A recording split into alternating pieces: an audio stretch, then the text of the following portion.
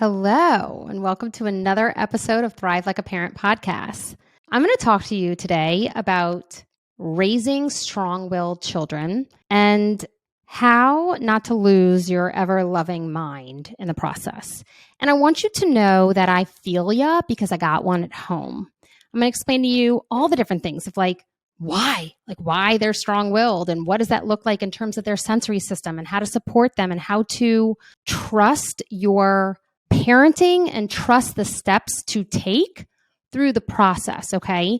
Because honestly, some of the things I'm going to suggest and recommend and the things I tell my clients and the things that I know are the correct and right things for your child's brain may feel wildly uncomfortable to you, or it may invoke some whining or tears or more emotion from your children, which you may not have the capacity for, but yet I promise you are beneficial in the long run. Okay. So what is a strong-willed child? What is a strong-willed child? Okay. So this can be two different things. Okay. Sometimes it's a child with really strong emotions, right?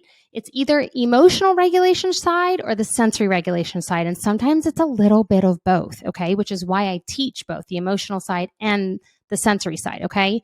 We can have children with really, really, really strong right brains, really strong emotions. We have emotions about everything. And it's a whole long conversation. It's all the different things. Sometimes we have kids who, on the sensory side of things, are dysregulated. And so they're pushing back or fighting back because they're attempting to get regulated, but yet it doesn't quite meet the quote. I like to put it in quotes because it doesn't quite meet the normative response of the everyday society that we request of our children, aka sitting in your chair the whole day, right? Like, my child is so strong-willed. They won't sit in their chair. They won't sit in their chair. They want to go do the thing. They want to get up. They want to take a break. They push back on the teacher, all the different things, right? So it can literally be sensorially or emotionally or a combo of the two. So that's why your child's strong-willed.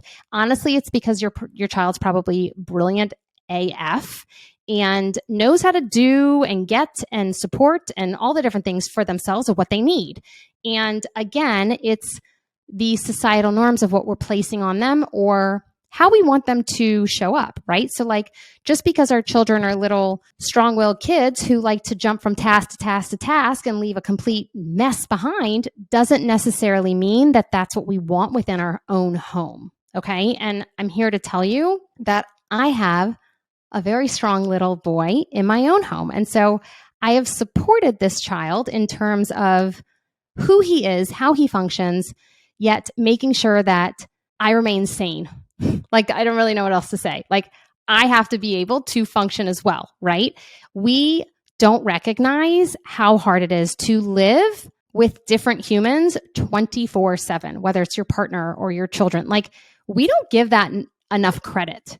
We don't, to be like, yeah, this is hard to build a dynamic where I've got a seeker in the house and an avoider in the house and a low registration in the house and a this in the house. Like, this isn't easy to mumble jumble it all up and make one happy, perfect family that you see on those little postcards, right, for Christmas, which is all bullshit. But anyway, that's a whole nother story, right? Like, that's not reality. You just came home from like mayhem where there's shit all over the house and Johnny's pants didn't fit and they're hysterically crying and you want to beat up your partner and you're like, shut up and smile, right? Like, it's one of those moments. That's why I don't do those cards anymore. I think I maybe did it once and I was like, this is for the birds. Forget that, right?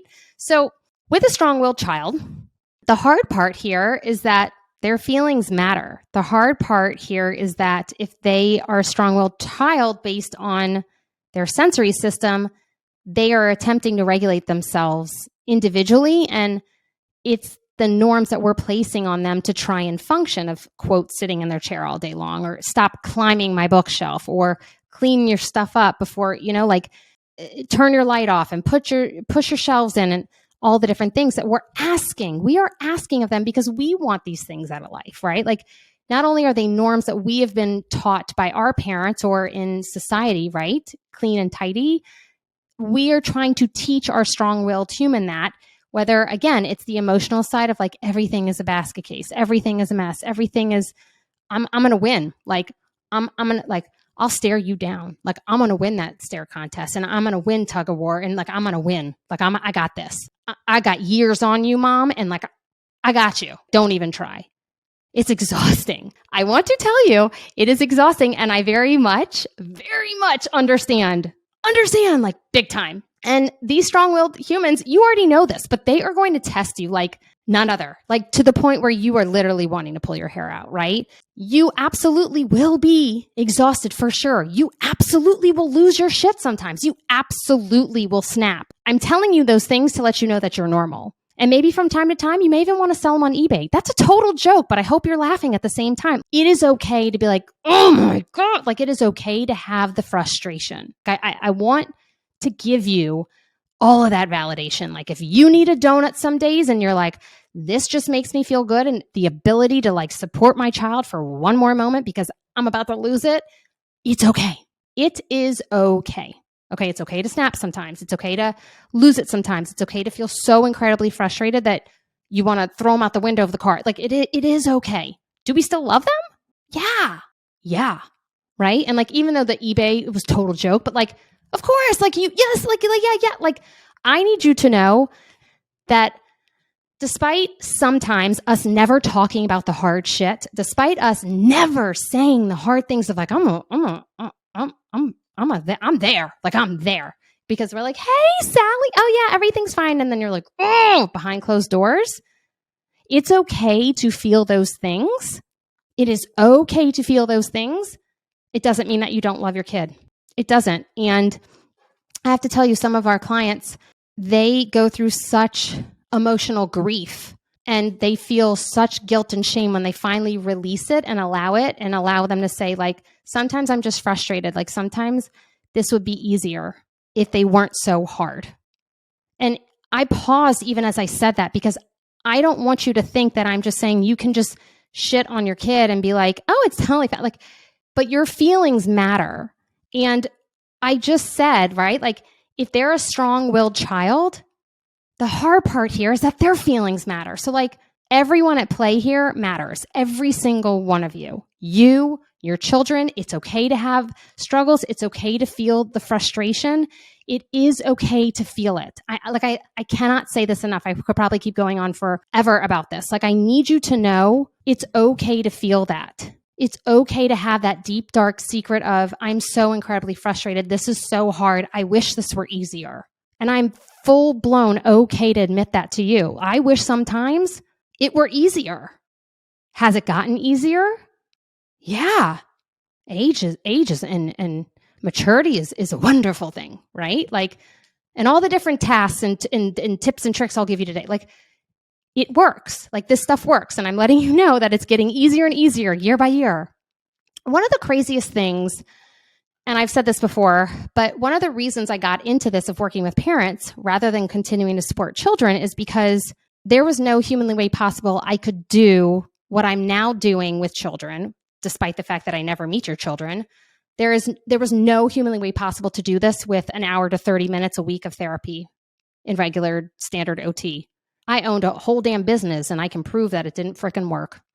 And all of my parents are like, please, like, help us, like, please. It was so excruciating internally for me to be like, well, I'm here. Like, I own a business. I'm here. I'm supporting that business. I'm making money for that business, but I just don't feel like this is actually working. Like, it was so hard for me.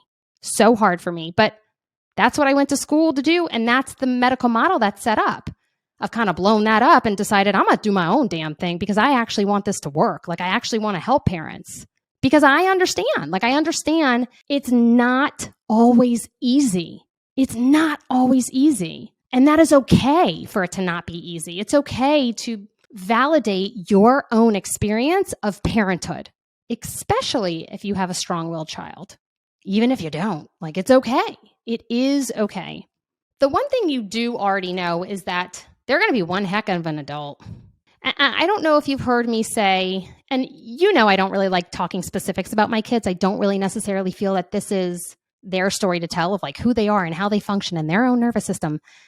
I tell my clients a lot more than I do the natural public simply because it's so natural for me to use examples. But I know that my strong-willed child, without using his name, I know that my strong-willed child is Brooke 2.0. Like get ready, world. Like it's like it's gonna be fire. It's gonna be fire. But in the meantime, it's been interesting. And there's not one freckle on that child's body that I don't love and I am not completely and utterly obsessed with. And I would never sell him on eBay, just FYI. Again, total joke, right? Got to keep it light, give you some humor every now and then, yeah?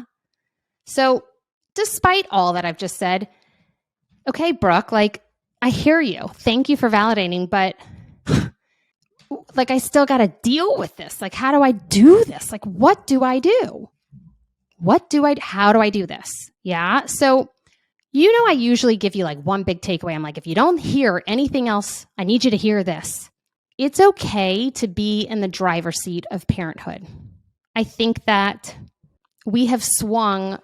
First, it was corporal style and very black and white and logic and boundaries and no discussion of emotion. We came from a generation of parents where they didn't really discuss emotion with us. They just didn't. They didn't learn that from their parents. And if you had parents who were awesome and did have the emotional side to them and did share all that with you, I'm so thrilled for you, like so thrilled. But majority of us did not. Again, does not make our parents wrong. They just didn't have that model to learn what to do. Now we are in a mixed bag of like, we're all zenning out and we're all talking about emotions and we're all feeling it. But like, I'm so angry at my parents because they didn't give me this. And now I don't know what to do. And now conscious parenting and gentle parenting is telling me I need to feel all the feelings and share with them, but I can't handle this. Like, this is enough, right? We're all a mixed bag of tricks here. Yeah. So I need you to know that there can be a balance, which means getting in the driver's seat between boundaries and emotions, which is logic brain, boundaries, emotion brain, right side of the brain. Yeah. It's okay to have both. It is okay. And you can do it, right? So let me explain to you what it looks like to have boundaries and support our children's emotions and remain in the driver's seat. Okay. So oftentimes I find that when parents come to me, it's a few different things. Either we are so exhausted that we're like, here, have the second Oreo. I can't do, sure. Let me turn the TV on. I just need you to be silent. Like I cannot here's your iPad, like go. Or like, you won't be quiet in the car. Here's another snack. So then you got a shit box of a car with crumbs everywhere, right? Like we give in because we're so exhausted. We're so tired and they're winning the tug of war. They are winning the stare contest. Like they're doing it. They are absolutely doing it. Does that make you a terrible parent that they're winning? No, you're exhausted. You only have so much, right? Your capacity is so much. I very much share with my kids. Literally yesterday, we had a phenomenal day together. And towards the end of it, about 6:30-ish, 7 o'clock, I looked at both of them and I was like, guys, I love you both so much. Mommy is there for the day. I just need you guys to know that. I don't have much capacity left. It has nothing to do with you. I love you both, but I just need you to know I'm going to snap. Like I'm going to be there. Like I'm close to being there. And they're like, okay, mommy. Like, and they understood it. They understood it. Was I a little bit more on edge? Yeah, but we talked about it because they knew that it was where I was at for the day. And you can only have so much. Yeah. So let's give an example of a kiddo who's just not listening, right? You're like, you're not listening. You're like, put your shoes on, put your shoes on. I don't want to put my shoes on. Or like, put your jacket on. I don't want to wear a jacket outside. Or like, no, you cannot have another Oreo for the day. Like all the different things like that. Okay. If you decide to hold a boundary where you're like, no, I can't, no, right? Whatever it is, just the answer is no for today. That's okay to have the answer be no for today if it works for you, which means you're in the driver's seat. Boundary. Having a boundary with your children does not equate to bad parenting. Yeah? So if they lose it or they're like so upset and they're going, but why? But and all the things. Beg, borrow, steal, manipulation style. Yeah? Even if they melt down or they're having a tantrum, look at them if you can, if you're not driving, and just ask them, how do you feel right now? Okay. So if they have no earthly idea how they feel, that's when you teach them. Do you feel happy or do you feel sad? Give them two completely different things. If they pick the second one, swap it, ask them again, because sometimes if they're young, they'll do the second one because that's the one they remember. So make sure that it's relating to what you really think their moods are, okay? After they share how they feel, or if you teach them how they feel, validate. Thank you for sharing. Why? Why are we doing that? Because we want them to know you will always listen. Those strong-willed children, we don't want to just shut them up and break them. Like, that's not what we want. We're going to validate, but still hold boundaries and be like, look, you can be a strong-willed kid. I want you to fly to the sky when you're an adult. Like, you got this. And I want to give you all the self-confidence in the world to be able to share your feelings. Like, I got you. But I just need you to know that sometimes there's boundaries. Sometimes, yeah? So we're going to thank them for sharing, okay? Just because your child feels a certain way, just because they say, I hate you, or just because they say, I'm mad at you, or just because they say, I want that, but why can't I have another? Or they just pushed 50,000 times, okay? I'm using one word or a few words example, but I'm talking continue going, right? Just because they keep pushing or they feel a certain way does not mean you need to give in. It doesn't. Does it feel uncomfortable? Is that where the tug of war begins? Yeah, they're going to do a standoff to those strong-willed kids. And let me tell you, I have worked with parents who have beyond strong-willed kids where they're throwing things at the door and they will do anything to win. They're so brilliant. They are so brilliant, okay? The hard part for us is that they know we love them. They know we're going to eventually break, but they need to know who is in the driver's seat. If they got in that driver's seat, they'd probably crash the car. So what I need you to do is just keep moving forward. I'm going to give another example. Let's say your kiddo is really struggling with transitions and struggling to go into the school, or struggling to get into the classroom, or struggling to go from XYZ, struggling to go to a birthday party or get in the car, whatever it is. Yeah, maybe it's a Saturday and you're like, let's go have breakfast. Why is this a 30-minute ordeal to get you in the car? I want you to keep moving. I want you to trust yourself and keep moving. I had a client that they went to the beach last summer and their son struggles with sensory regulation.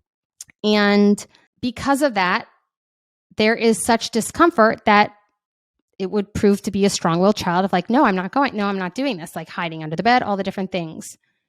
If you stay behind and if you allow that to continue, then your child's missing out on a beautiful sensory experience that will teach them and their brain and their body that they enjoy being at the beach. Will teach them that it's okay to feel all the stimuli around them and the sand and the water and all the different things, yeah? If you would rather stay behind, that's a whole different story, right? You get to be in the driver's seat and just say, oh, I'm just going to stay behind because I kind of want to. We're going to ask, how do you feel right now? Thank you so much for sharing. I hear you. I hear you do not want to go to the beach today. We came as a family to go to, this is why we're here, to go to the beach. And that is what we are going to do today. I need you to put your shoes on, come downstairs, we're going to put sunscreen on you, and then we're going to head into the car or walk to the beach or whatever it is, right? And then I need you to keep moving. We're leaving in 5 minutes. Give them a timer, right? Keep moving forward. I'm getting in the car. Sit, wait in the car. Bye. They will come out. Keep moving them forward. If they're in the car, they won't get out of the car to go to school. Let's go. Let's get out there. If they're young, it's okay to pick them up and give them some deep pressure. And we're just going to keep moving forward. Because if we stall, it's more patterning of the brain. It's more patterning to be it's okay to stay in this uncomfortable space. It's okay to remain in the fear. It's okay to remain in the discomfort. What we're going to do is just kind of push through fast and be let's keep going. Okay? So validate, share with them their feeling. I hear you. It's okay to feel that way, but this is what we're going to do today. Or no, we're not going to have another piece of pie today. Whatever it is, it's okay to do that. Yeah? It's okay. I need you to hear me say that. It's okay. This is when remaining in the driver's seat and holding those boundaries is so incredibly important. Is it wildly uncomfortable for you? You bet. Will it last forever? No. Are they capable? Is your child capable? The answer is yes, they are.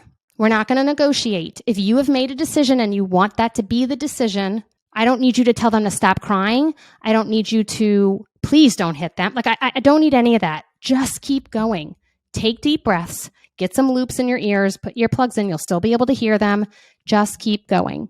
Let them know it's okay to feel that way, but this is what's happening for today. Yeah? Now, if you negotiate, if you give in every single time for more iPad time or screen days, or like if you give in, it will continue. It will. I don't really know what else to say. It will continue. And again, I work with really, really, really strong-willed kids who sometimes these behaviors last for a few weeks, maybe even months. You can begin to see the speckles of and glimmer of hope of like, oh, wow, that went really well. And for the really, really, really strong-willed kids, sometimes it does take a while. The ability for you to trust in what you're doing is the most important part. That is literally the most important part. I have DMs every now and then. They're like, what do I do if my kid's hitting me? Like, what? Huh? And like my kid's 9, they're still hitting me. What? And I'm not saying what, meaning you're a terrible parent. How could you do that? Like, listen to me when I say you're not a bad parent. But I do understand that there is fear for you and holding the boundary, getting into the driver's seat because you fear breaking that connection with your child. Gentle parenting, conscious parenting has literally taught us, let our children feel their feelings. I'm not telling you to shut them up. I just said that. But if you don't want to be hit, it's okay to hold that boundary. It's okay to be like, that's not something we're going to do. The answer is no. I would not let my children hit me. I wouldn't let a partner hit me. Like I wouldn't let a boss hit me. So like, it's okay to teach your child boundaries in that way. Yeah. Now, the second most important piece of this is it's okay to hold boundaries. It's okay for you to feel the discomfort of holding that boundary. It's okay to keep moving forward. We're not going to just let it go because we care. So what I would love for you to do is debrief later in the day when everything is calm. If you have listened to my Tantrum versus Meltdown course, you will know that when they're in a meltdown, their brain is offline. If you've listened to that podcast, that's not the time to start talking and having the feelings conversation. It's not the time. It's not the time to debrief. Literally wait till the end of the day where they're all tucked in and snuggly in their bed and they're lovey and they don't want you to leave the room. And then you can say, hey, how'd you feel today when da-da-da-da-da-da-da-da? Let them share. If they don't want to share, that's okay. We're not going to push. But guess what? You get to share your feelings if you'd like. It's okay not to share. Or thank you so much for sharing. I would like you to know that I felt it felt whatever. Share with them. That's building a connection. It's modeling that it's okay to share your feelings. It's okay to talk about it. It's okay to talk about the hard things that happen. Have you ever been in a situation with your parents or somewhere in the past where like something happened and then you're like, and then it was never spoken of again? What? Like what? That's like, no, like we got to talk about it. And it's okay to talk about it. Then we want to give our children praise. Let's say, thank you so much for sharing. Like, I'm so proud of you for having this conversation with me. Maybe that's all you can muster up for today because you're really frustrated at them. Maybe it's, I feel so proud of you today because while I know that was really hard to go to the beach, or that was really hard to not have that second Oreo. That was really, whatever it is. I'm so proud of you because you got through it. And we did it as a team together. And thank you so much for XYZ, right? It's okay to have those conversations with your kids. It's teaching them communication and teaching them to have hard conversations about emotions when we're calm, cool, and collected, right? And I know I've said this before. I'll say it many times again, and I've even said it in this podcast already, but choose the times where you're choosing to show up and tell yourself, I'm doing this now so I don't have to do this later. And I'm going to trust this process. Even when you're on the floor crying and your kiddo's a wreck and you're holding that boundary and you're like, oh my gosh, like I can't believe like I just gave a natural consequence, but like they really want to go play with their friends or like whatever the holding of the boundary is. Consistency and showing up to the party for your children will be the most important thing you ever do. Because when they become adults, if they have no idea what boundaries are and they haven't been taught that it's okay for others to have boundaries, for them to have boundaries, for them to learn what a boundary looks like, as well as for them to communicate through that, they're going to have to learn it as adults. So at some point, they will need to learn this. And I have pushed through my own life and my own motherhood with my own children, because in the times where I feel the most exhausted and I'm like, oh my God, I can't do this again. Like, oh my gosh, I'm going to lose it. I just remind myself, this is what needs to be done now so that we can get to the good. This is what we need to do now so that we can XYZ. And I trust every single moment of what I'm doing, because I know that that's what my children's brain needs, is a strong mom and a strong leader to be able to teach the hard. And yes, it is hard sometimes. So again, I want to remind you that we are not here to ignore. We're not here to shut down. We're not here to shut up. We can listen, allow them to have their emotions and feelings. We're not going to tell them to stop crying, but also hold a boundary. And that combo is extremely hard because you don't want to have to listen to it. It's exhausting to listen to it. It's excruciating. It's hard. It's triggering. It's all the different things. But I need you to trust. Trust in your abilities. Trust that you are doing this for your children, and you are doing this to support your child, and you're doing this because you love yourself, and you are also in this dynamic as well, living in this home. Everyone matters. Everyone matters in this situation.